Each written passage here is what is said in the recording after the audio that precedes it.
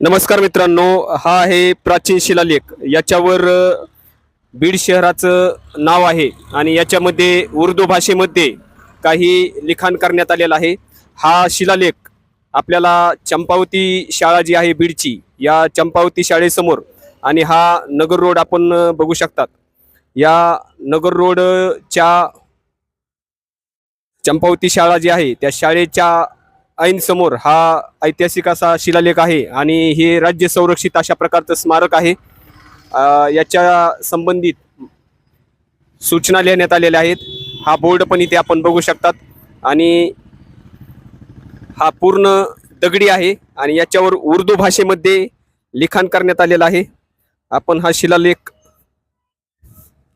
चारी बाजूने बघूया आणि हा ऐतिहासिक ठेवा आहे. याचं जतन करणं प्रत्येक बीडकरांचं कर्तव्य आहे.